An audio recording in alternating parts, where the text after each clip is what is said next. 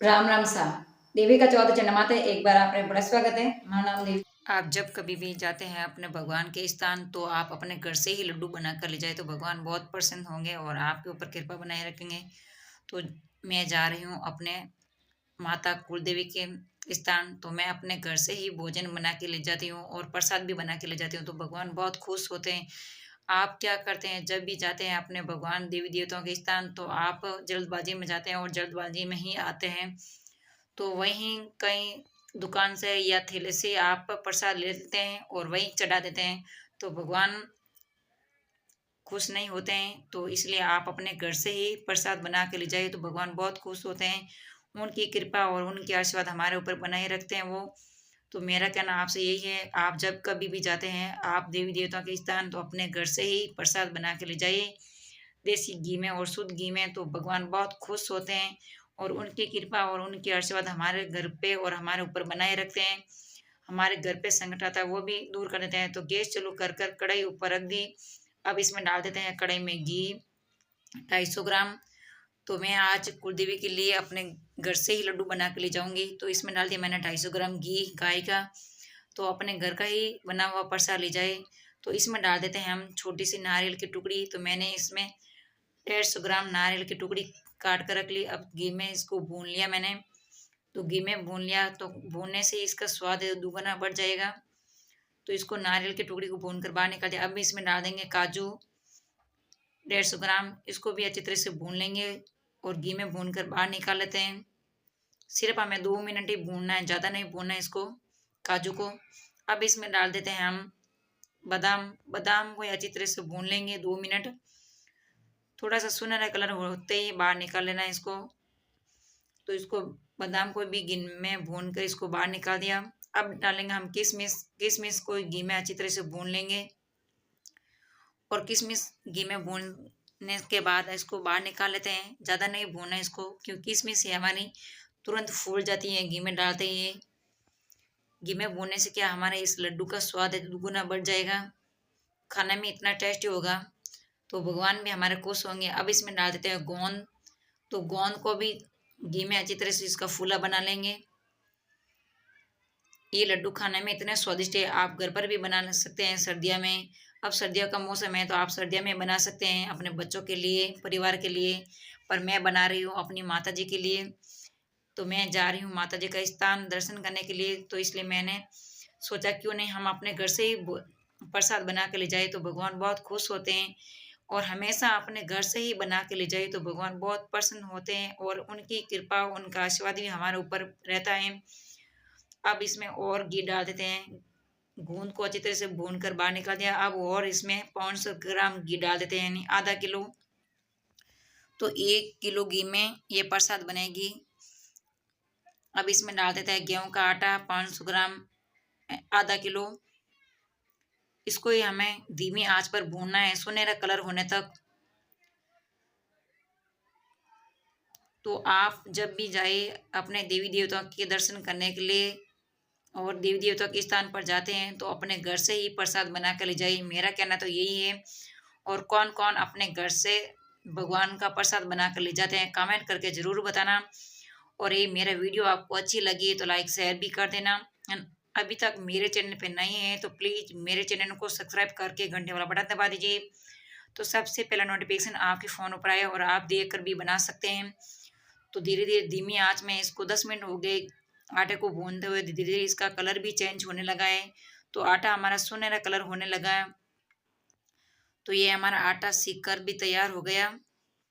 अब इसको हम गैस को बंद कर लेते हैं और आटे को दूसरे बर्तन में हम बाहर निकाल देते हैं। तो गैस बंद कर दिया। अब एक परात ले लेते हैं, परात में इसको बाहर निकाल देते हैं। बड़े बर्तन लेना, छोटा बर्तन बिल्कुल भी नहीं लेना, तो लड्डू आप आराम से बना सकते हैं। तो इसमें आटा को भून कर बाहर निकाल दिया। अब कढ़ाई को रखेंगे के हम वापस,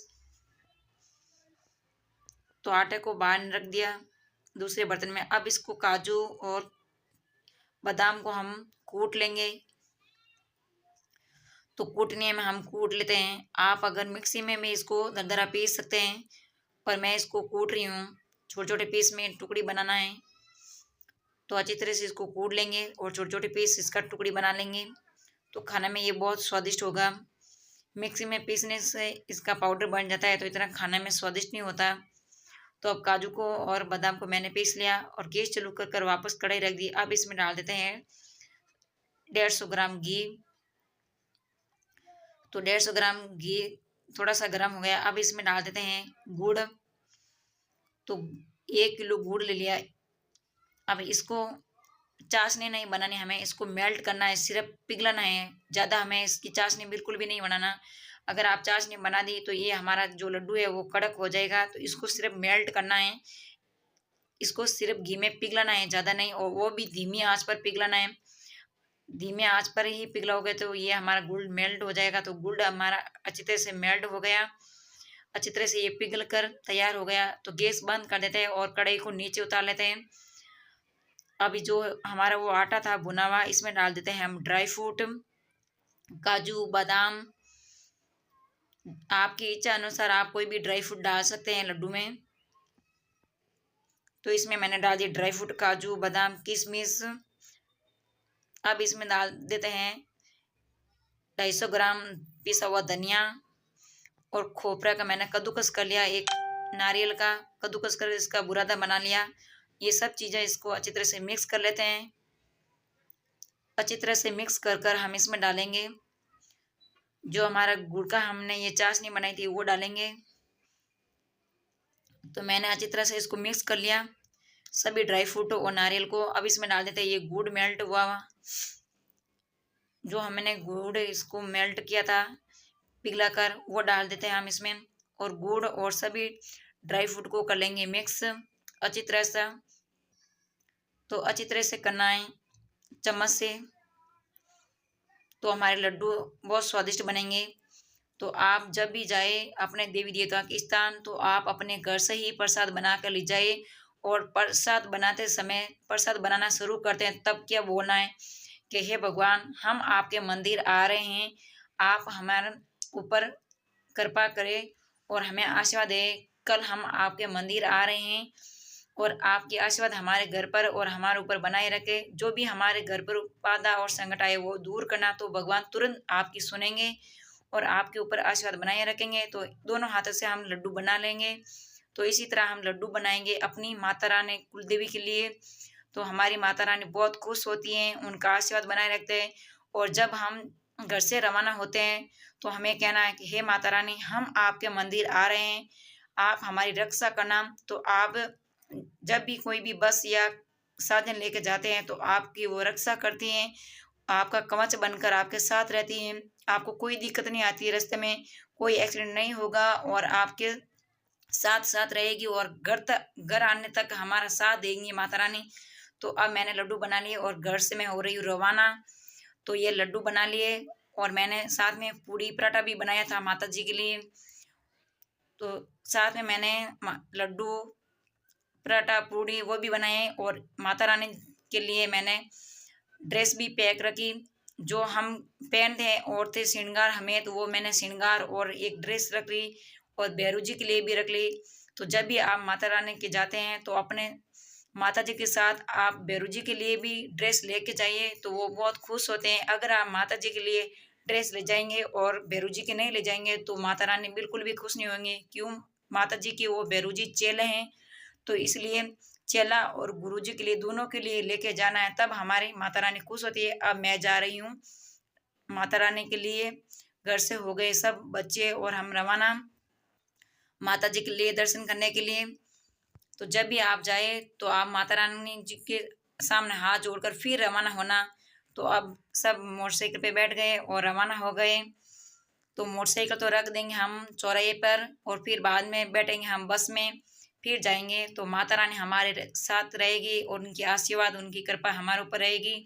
कोई हमारे रास्ते में दिक्कत नहीं आएगी और माता रानी आपके जो भी संकट आएगी वो दूर कर देगी। तो इसलिए मेरा कहना आपसे यही है कि जब भी आप जाए अपनी माता रानी और अपने कुल देवी देवताओं को याद कर कर फिर निकले। आपके कभी भी बाल भी बांका नहीं हो सकता है। तो इसलिए आप अपने देवी देवताओं को याद करें और फिर घर से रवाना होए। तो आपके कोई भी रास्ते में बाधा नहीं आएगी, कोई भी संकट नहीं आएगा, वो सब दूर कर देती हैं। उनकी कृपा, उनकी आशीर्वाद बनाए रखते हैं। तो हम बैठे सभी बस में मोटरसाइकिल तो हमने चौराहे पे छोड़ दी थी। अब बैठे हम सभी बस में, तो बस में हम सफ़र करेंगे। तो एक साथ मोटरसाइकिल के ऊपर नहीं जाना चाहिए हम सभी को, तो इसलिए मैंने बस में बैठ लिया सभी ने। अब ले लिया एक रिक्शा, बस में से उतरकर हमने रिक्शा में बैठ गए। तो हम सभी रिक्शे में जा रहे हैं माता रानी जी के लिए। तो ये कौन सा मंदिर है कुलदेवी का, आप कमेंट करके जरूर बताना। और ये वीडियो आपको कैसी लगी है वो भी मुझे कमेंट करके जरूर बताना।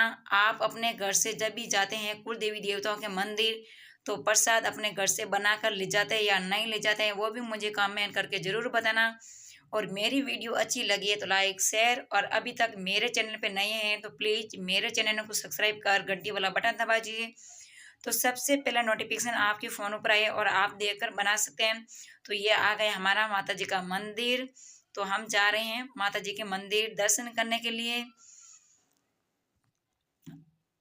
तो सभी देखो अपने देवी देवताओं के लिए आ रहे हैं दर्शन करने, बहुत भक्त हैं दर्शन करने के लिए, और अपने देवी देवताओं को बहुत सारे हम मानते हैं, जो भी हैं हमारे देवी देवता ही हैं।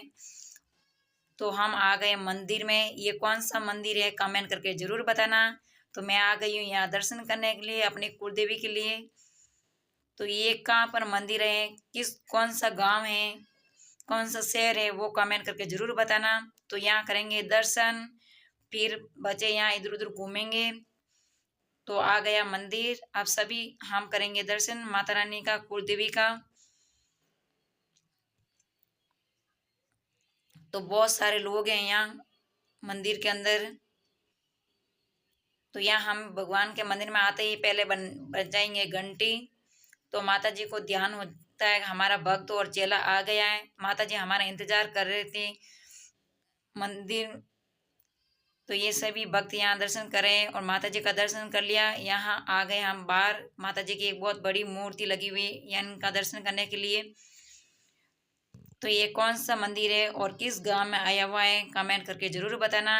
तो ये माता जी का बहुत बड़ा त्रिशूल है सोने का, तो इतना प्यारा है। बच्चों ने बोला कि हमारे भी फोटो वगैरह शूट कीजिए, तो मैंने सोचा क्यों नहीं हम बच्चों का भी वीडियो बना लेते हैं। तो दर्शन कर कर वापस रवाना हो गए घर पर।